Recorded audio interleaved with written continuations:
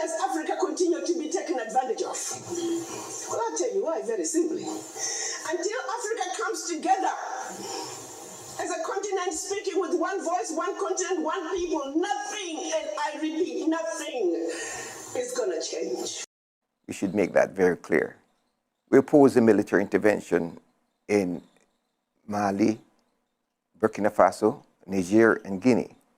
But one cannot oppose a military intervention without opposing France and the United States and their militarization of the region. This recent destruction of civilian power and civilian leadership in Niger is one of the 9 sequences that has developed since the war on terror in that region. The fabrication of terror, the intervention of the United States and France in the region, and the concept of the destruction of Libya and the financing of groups, military groups in the region by France. Now this military intervention in Niger is a consequence of the militarization of Nigerian society when the society needs social and economic reconstruction. The United States has pumped more than $1 billion into this region, into military facilities and military programs, and supporting military elements in this region. In Niger alone, the United States has spent $500 million building a military base and military and drone facilities in Agadez to support French exploitation of the mineral human resources of Niger. So we cannot discuss what's going on in Niger without discussing the call by the African people for the expulsion of France from West Africa. The foreign minister of Mali has called on the United Nations to investigate France in the region.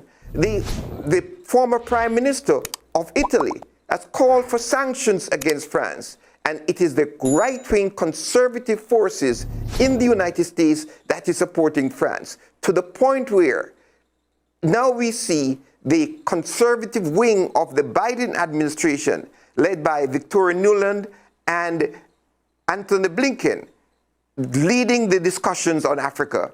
Why is it that Victoria Nuland was in Niger on Monday and Victoria Nuland is in South Africa? The Biden administration has African expert. They named Johnny Carson as their expert on Africa at the last US-Africa summit. But it's Victoria Nuland, the hawk that wants to militarize the planet Earth, who is a rabid militarist, who is now flying between Nigeria, Niger, and South Africa, carrying out US policies. The task is for the left and progressive forces in this country to call for the removal of the United States Africa Command from Africa, the closing of the US military facilities in Niger, and to support the people of Niger in removing France from Niger, just as the people of Burkina Faso and Mali has done.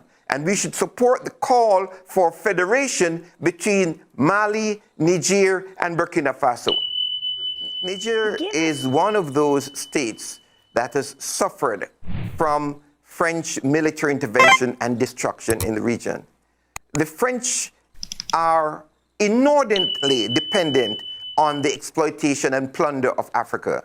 The French has military personnel in Niger. When their military personnel were thrown out of Mali and Burkina Faso, they were redeployed to Niger, and they were stoned on the way to their bases. The France has exploited the mineral and natural resources of Niger. The French uranium resources of Niger, but France has also closed mines and left radioactive material that is deleterious to the health and safety of the Nigerian people. Now, everyone in West Africa is calling for the ending of the CFA franc and the domination of the economies of West Africa by France. They're calling for the removal of the 240,000 French personnel in West Africa. In the case of Niger, France is opposed to any plans for the reconstruction of the country. Let's take the major plan in this region for the reconstruction of the country. That is the replenishing of Lake Chad. You started this news broadcast this morning by talking about a fire in Hawaii. Those kinds of fires are going on all across West Africa because of global warming. Global warming has accelerated the depletion of Lake Chad. Lake Chad has lost 95% of its water resources. There's a plan by the Lake Chad Basin Authority to replenish Lake Chad. Who is against this? France. Who is against investment in reconstruction in West Africa? France. Who has been supporting, who allegedly has been supporting terror groups in West Africa? When the United States called for investigation into Boko Haram, it was revealed in the Nigerian newspapers that the French has been supporting Boko Haram in Nigeria. So the French create terrorist groups and then goes into African countries to say they are fighting terrorism in Africa. This kind of duplicity by France and terror and destruction has been challenged by the peoples of West Africa. In every country in West Africa, they're calling for the ending of French economic, financial, and military domination. So we in this country must call on our representatives, progressive, for example, Ocasio-Cortez, who is a progressive member of Congress. When she was a student, she went, why are they not raising their voices against the militarism and militarization of West Africa by the United States military, and to call for investments in health, reconstruction, water supply, and the safety of the people of Niger, Burkina Faso, and Mali? The United States, France, is gung-ho about reversing a military coup in Niger. What about the military coup in Sudan that has been supported by the United States, Saudi Arabia, and the United Arab Emirates? What about the destruction of the military in Sudan against the peoples of Sudan, calling for the restoration of democratic relations? We cannot be selective in our opposition to militarism. We must oppose militarism in Africa, but the priority at this moment is for the removal of France and to call on the United Nations to have sanctions against France for its destruction and militarism in Africa. Start with the United States of America. The United States of America has been involved in what they call a war on terror, which is, in the words of Jerry McKinnon, a fabrication in West Africa. The people who are called terrorists, in many cases, are people who are supported by France. In the case of the destruction of Libya, the United States and France removed Gaddafi, and now the United States and France are fighting on both sides of the war in Libya. After the destruction of Libya, the Tuareg left Libya and went into Mali, Niger, and Burkina Faso. The French supported groups that are supposed to be terror groups, and then the United States started what they call the Trans-Sahara Counter-Terror Initiative and spent $500 million on that counter-terror initiative. The United States then went into Niger to build a military base and a drone base in Agadez. Now, all of this is very murky because even the Pentagon cannot account for what is happening. The congressional representatives say they do not know what's going on in Niger. When 4 United States Marines were killed at Tongo Tongo in Niger, and if you look at the map to see where Tongo Tongo is, right at the border between Mali, Niger, and Burkina Faso. 4 Marines were killed in 2017. Up to now, the Pentagon say what happened to these 4 Marines. The ABC documentary 321T redacted talks about the murkiness of the intelligence and the opaque operations of the Pentagon in Niger. The United States needs to remove its military forces from Africa and to support the peace, social justice forces in Africa who are fighting for reconstruction in that part of the world. So the United States itself is a force for destruction against the peoples of Africa at the moment. The questions my generation is asking are the following, if I can summarize. It is that we do not understand how Africa, with so much wealth on our soil, with generous nature, water, sunshine and abundance, how Africa is today the poorest continent. Africa is a hungry continent, and how come there are heads of state all over the world begging? These are the questions we are asking ourselves, and we have no answers so far. We have the opportunity to forge new relationships, and I hope that these relationships can be the best ones to give our people a better future. My generation also asks me to say that because of this poverty to try to reach Europe, they die in the ocean, but soon they will no longer have to cross because they will come to our palaces to seek their daily bread. As far as what concerns Burkina Faso today, for more than 8 years, we've been confronted with the most barbaric and the most violent form of imperialist neocolonialism. Slavery continues to impose itself on us. Our predecessors taught us one thing: a slave who cannot assume his own revolt does not deserve to be pitied. We do not feel sorry for ourselves. We do not ask anyone to feel sorry for us. The people of Burkina Faso have decided to fight against terrorism in order to relaunch their development. Political consciousness of the peoples of Africa at the moment, this consciousness has been heightened by the conjuncture of the global capitalist crisis, the investments for billionaires, the climate crisis, COVID-19, and the general immiseration of the African peoples. Thomas Sankara, a leader in Burkina Faso, and that's why, though we condemn military coup d'etat, we do not have a knee-jerk reaction against all military leaders, because within the ranks of the military in Burkina Faso are the heirs of Thomas Sankara. Thomas Sankara was a leader who organized the people of Burkina Faso to bring safety, security, sanitation, peace to that country, and it was about how to mobilize the people of West Africa against French imperialism.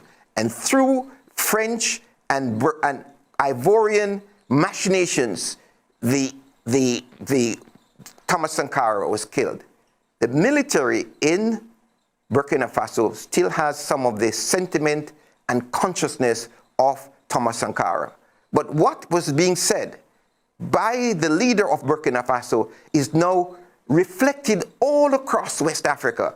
In Senegal, the anti-French, anti-imperialist sentiments are very high. And the highest anti-imperialist sentiment in Africa at the moment is to be found in the Sudan, where the revolution in the Sudan has mobilized the people into resistance committees. Resistance committees are military. So Burkina Faso, Sudan, Mali, and now Niger are countries where the room for developing the political consciousness of the people and strengthening the anti-imperialist bloc in Africa.